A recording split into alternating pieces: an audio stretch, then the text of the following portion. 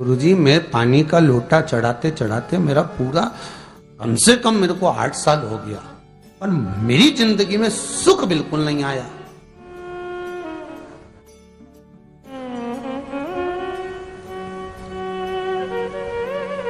हमने कहा तूने कैसे चढ़ाया, वो भी तो सुने। तो क्या कैसे, क्या स्नान करा और मंदिर जाके लोटा चढ़ाया पानी का। अब मैंने कहा तू चुप रहे। उसके पति, यहीं की इसी ऑफिस की बात है, भवानी मंडी से, उसके पति से पूछा, हाँ जी वर्मा जी सही बताओ पत्नी लोटा कैसे चढ़ाई। गुरु जी ना जाने कहां के महाराज के चक्कर में पड़ी, लोटा भर के पानी चढ़ाने जाए, नहाने के बाद बच्चा इतना सा रो रहा, चिल्ला रहा, पर उसको टच तक नहीं करे, किसी चीज के नहीं छुए, और बिल्कुल कोरी की कोरी साड़ी पहने, धुली हुई, पहले ही बाथरूम में टांग के धर दे, उसको कोई छू नहीं सकता, टाविल टच नहीं कर सकता, और ऐसी जाके शंकर जी के फिर लोटा चढ़ाए।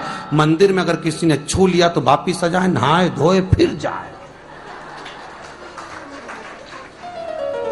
मैंने कहा बस अब तो तू ऐसी जिंदगी भर चढ़ाती रहे तो भोलेनाथ आएगा ही नहीं।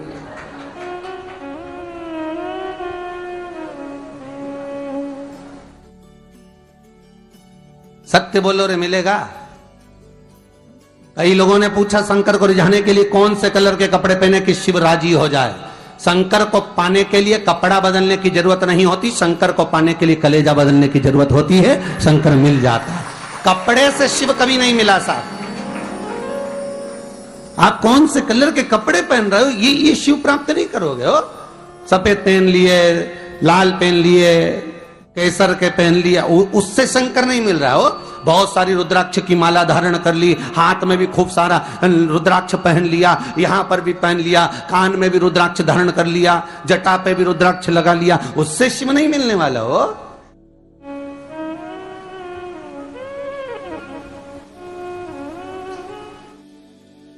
अरे भाई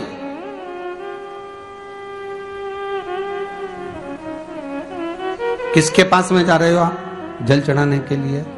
जम के बोलिए जरा। शंकर जी के पास। शंकर जी कौन है? तुम्हारे कौन से मतलब नहीं है। भगवान को तो केवल इतना मतलब है कि आप मन कैसा लेकर आए हो। ये तन साफ करने से, स्नान करने से, खूब रगड़ रगड़ के नहाने से, लक्स पेयर्स खूब घिस घिस के, नालों ने, क्रीम ने, पाउडर, डेंटिंग पेंटिंग करके फिर भगवान के पास जाओ और बढ़िया 2-4 घंटे तक फैशन करके भगवान को रिझाओ, भगवान रिझेगा? अरे गर्ग संहिता में लिखा है कि शंकर को एक बार प्रणाम करने का फल क्या है कि 10 अश्वमेध यज्ञ के स्नान का जो फल होता है वो मात्र शंकर को प्रणाम करने से मिल जाता है। कितना? 10 अश्वमेध यज्ञ के स्नान का जो फल है शंकर को मात्र प्रणाम करने से मिल जाता है। पर गर्ग संहिता कहती है कि 10 अश्वमेध यज्ञ के स्नान के बाद भी मनुष्य का जन्म वापिस मिल सकता है। मतलब वापिस तुम्हारा जन्म हो सकता है, किसी भी रूप में हो, जन्म हो सकता है। पर शिव पुराण कहती है, गर्ग संहिता कहती है, स्कंद पुराण कहती है, नर्मदा पुराण कहती है कि महाराज इतना जरूर है कि शिव को प्रणाम करने का फल उतना है कि 10 अश्वमेध यज्ञ के स्नान का फल मिल जाता है। पर गर्ग संहिता कहती है कि शंकर के चरणों में अगर प्रणाम कर लिया तो ये पक्का है कि अश्वमेध यज्ञ का फल भले कट जाए पर शंकर के प्रणाम का फल नहीं कटता, उसका वापिस जन्म नहीं होता और वो शिव का हो जाता, वो शंकर का हो गया, फिर उसका जन्म नहीं है महाराज।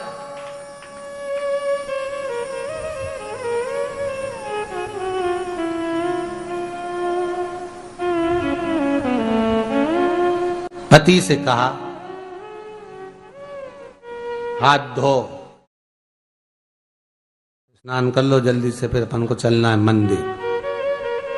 पति बोला नहा लिया एक बार तो दूसरी बार फिर से नहा लो।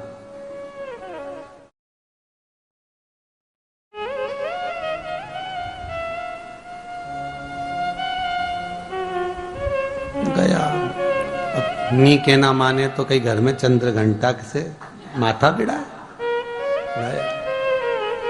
स्नान करा फिर आया। चल पलंग पे काय को बैठ गए?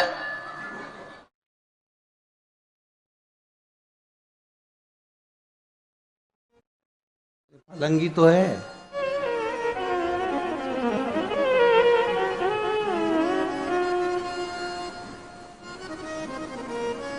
फिर से नहा के आओ। ये फिर नहावाने भेज दिया। होता एक सास बेचारी मायके जाना था, मौसी की यहाँ शादी थी। अब उसने बहू से कहा बेटा मेरे को जाना है, अपने घर में छोटे से लड्डू गोपाल, उनकी सेवा है, तू एक काम कर कि तू सेवा कर लेगी क्या? हाँ मम्मी, उसमें क्या है, करना क्या है तुम बताओ। बस सुबह से 3 बार ताली बजाना, भगवान को उठाना, पात्र में रख के नहलाना, उनको पोंछना, कपड़े पहना देना, इत्र लगा देना, चंदन लगा देना, मुकुट लगा देना, सुंदर अलकावली सब पहनाने के बाद में भगवान को दर्पण दिखाना। जब भगवान को कांच दिखाए, दर्पण दिखाए, भगवान मुस्कुरा दे, तब भगवान को भोग लगा देना। हाँ मम्मी इतना तो मैं करूंगी, और बाद में भगवान को वापिस सुला देना। हाँ इतना सा कर लूंगी। सास बिचारी कह के चली गई। अब बहू सुबह से उठ के 3 बार ताली बजाई, भगवान को उठाया, बिठाया, नहवाया, तैयार कर दिया। तैयार करके जो दर्पण दिखाया तो भगवान तो मुस्कुराया ही नहीं। अब इसको कौन समझाए कि पीतल की मूर्ति कोई हंसे है? पर उसने तो विचार करा कि सास कह गई भगवान जब मुस्कुरा दे तो उनको भोग लगा देना। अब भगवान तो कोई मुस्कुराए नहीं, ये दर्पण दिखा। इसको लगा कि मेरी सेवा में कोई कमी रह गई। इसने भगवान का कपड़ा वपड़ा वापिस उतारा, इनको वापिस रजाई में सुला दिया। अब भगवान को वापिस रजाई में सुलाया, फिर आ गई, 3 बार फिर ताली बजाई, भगवान को फिर उठाया, फिर बिठाया, बिठाने के बाद में फिर उनको कपड़े वपड़े पहनाकर फिर दर्पण दिखाया, पर भगवान तो मुस्कुराया ही नहीं। ये वापिस इस सेवा में गलती रह गई। वापिस इसने सब कपड़ा उतारा, भगवान को फिर सुला दिया। सुबह 8 बजे से नहवा रही, कपड़े पहना रही और सुला रही। 1 बज गई।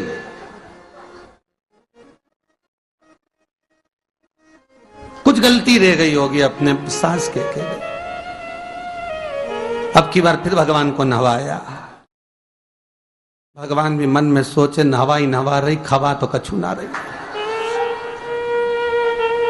28 बार नहवा दिया।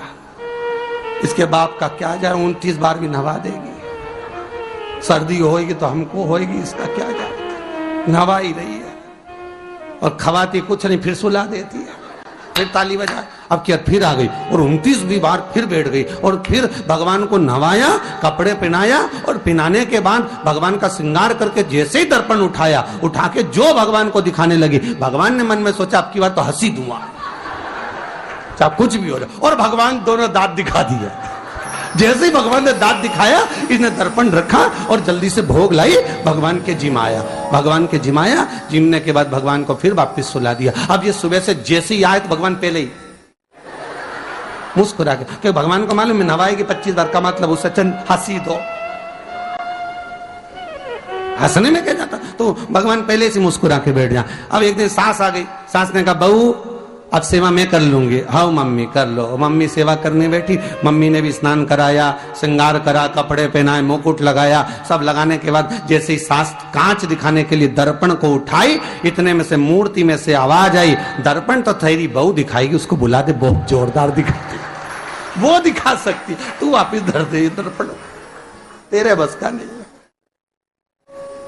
भगवान को भी लगा कि भैया सामने अब इसमें कोई दिखावा था क्या? प्रेम, वात्सल्य था। भगवान भक्ति के बल पर ही था।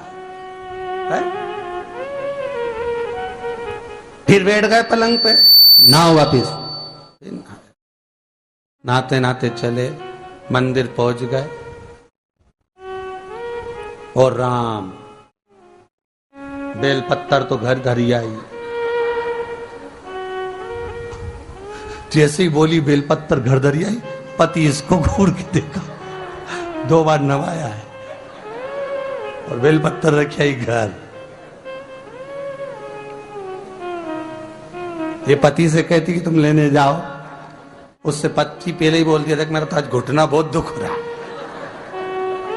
बहुत घुटना दुख रहा।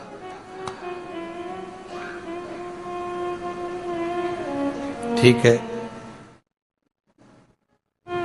तुम बैठो, मैं आई अभी घर से। अब घर जाते जाते मालूम पड़े फिर कहीं का कोई छुआ गया तो नहाने बैठ गई। फिर आई, इसकी जो पूजन की थाली रखी थी, कोई भगत आया बेचारा, उसने सोचा मंदिर की थाली है, सब चढ़ा चुड़ू के चले गया सब। पति से बोली तुमने अकेले ही पूजन कर ली, मैं तो करा ही नहीं। ये नंदी जहां बैठा उसके पास में बैठा, मैंने हाथ नहीं लगाया। तो ये सामान कौन चढ़ाया? इनकी आई थी, सब चढ़ाया। तो क्या शर्म नहीं आई? बेलपत्तर तो था ही नहीं। तो क्या सियोर वाला महाराज की कथा सुनी थी, शंकर जी पे से उठा लिया, धो के चढ़ा के वो गई, वो चली। शिव ये नहीं कह रहा कि तुम वस्तुएं बटोर कर लाओ। शंकर कहता तुम्हारे पास में मिल जाए तो समर्पित कर दो, नहीं मिले धोया, वापिस शिव को चढ़ा दिया, वापिस शंकर को समर्पित कर दिया। शिव स्वीकार करेंगे। 1 महीने तक भी एक बेलपत्र को धोकर शंकर को रोज चढ़ाते रहो तो भी शंकर स्वीकार करेंगे। उसमें भगवान ये नहीं सोचेंगे कि निर्माल्य है, स्वीकार करेंगे।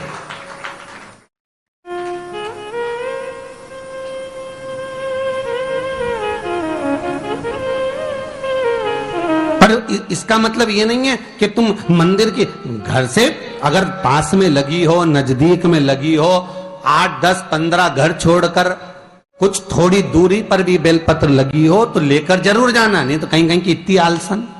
उन्होंने कहा सियोर वाला महाराज बोला तुम तो उठा उठा के चढ़ा दो। तो भगवान के मंदिर में ही बेलपत्र नहीं जाए मालूम पड़े हो, तो ऐसा नहीं है कि नहीं जाए वाला, जाओ, पास में लगी हो तो लेकर जरूर जाओ।